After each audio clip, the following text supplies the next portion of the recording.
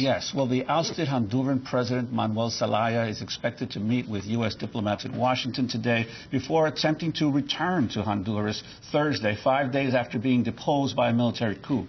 Speaking at the United Nations General Assembly Tuesday, Zelaya called his kidnapping by the Honduran military and the resulting coup a crime and vowed to return to his country as a citizen and as president.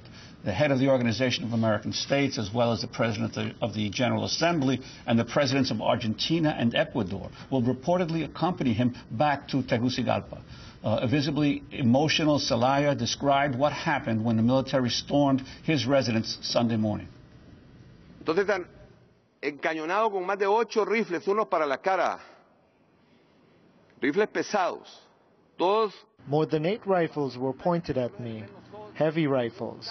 Rifles and bayonets aimed at my chest. Y con rifles, pistolas y puñales, encañonándome unos el pecho y otros la cara, me decían, suelta. And I was told, drop that mobile phone, or we will shoot. This is a military order. Drop the phone. Drop it or we will shoot.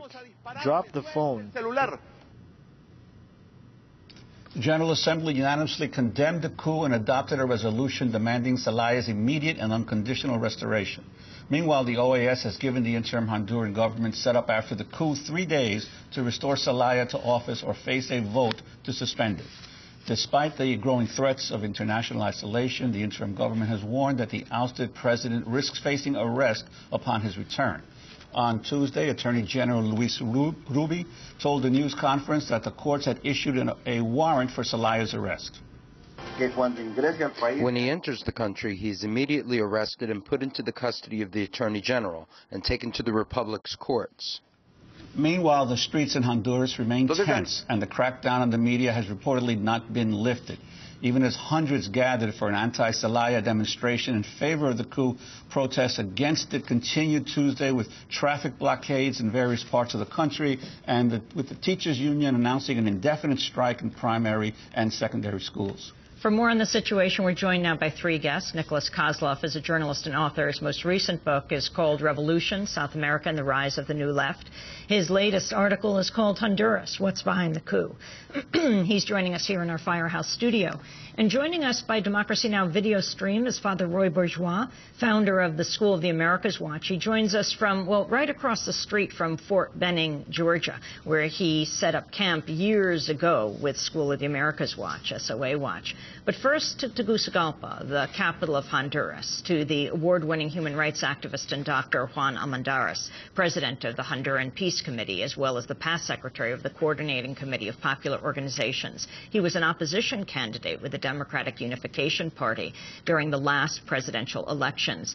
Dr. Almendares, welcome back to Democracy Now! Tell us, what is the latest on the ground with the news of the strike? What do the protests look like in the streets? And what about Zelaya returning tomorrow on Thursday?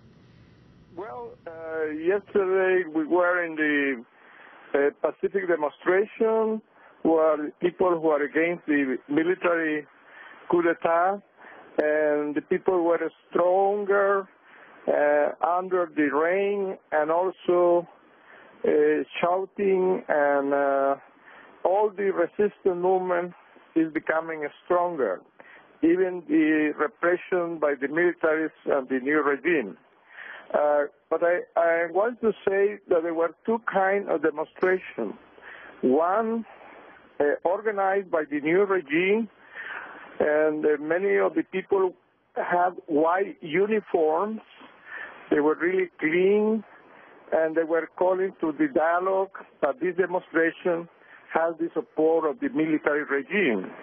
And they are calling with the dialogue with the machine guns, with the army, with the repression of the people. And also, they are not paying really attention what is happening, that many people are persecuted.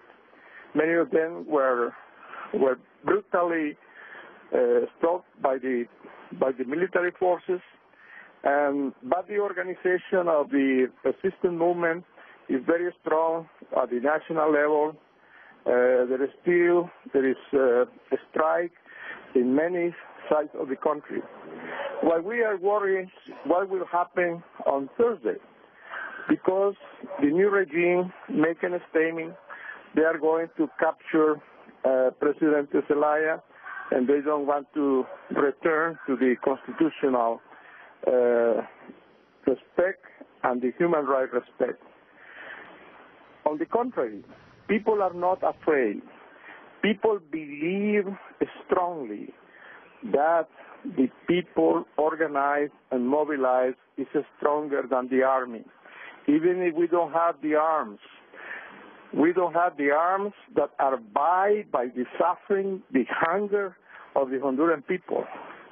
So we are calling to be more wise, to be more peaceable, to respect the human rights of the people. We are calling that we want to head back to the constitutional situation we had before. And also, we are calling to international solidarity to keep attention. What will happen on Thursday? This new regime apparently is leaving the era of Pinochet. They don't want to listen to anybody. They don't want to listen to the international community. They, even when they were the news, some of the TV system was almost not accessible to the people. Only the people who had cable, but even in the cable in some moment was interrupted. So I believe that we have to call for peace, for human rights, for dignity of the historical people in Honduras. And we have two kind of marches, two kinds of protests. One, which is a clean protest, with no people who have really suffering. We have people who are protected by the army, and the other people who are repressed by the army. So they want to give an image that people are in favor of this coup d'etat. Dr. Juan Almendares, we have to break, but we're going to come back to this discussion and also talk about the generals in charge of the coup and their connection to the School of the Americas. Dr. Juan Almendares, Honduran medical doctor and president of the Honduran Peace Committee, actually ran for president against President Zelaya in 2005. We'll be back in a minute.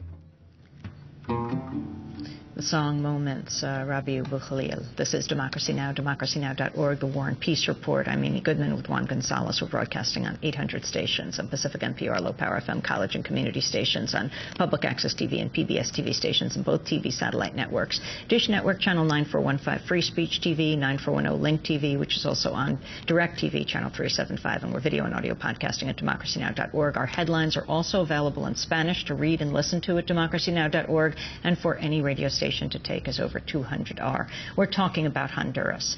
We're in Tegucigalpa with Dr. Juan Almendares, who ran against President Zelaya in 2005. He now heads the Honduran Peace Committee. In our studio, we're joined by Nick Kozloff, who's written a series of pieces on the Honduran coup. And we're joined at the gates of Fort Benning, Georgia,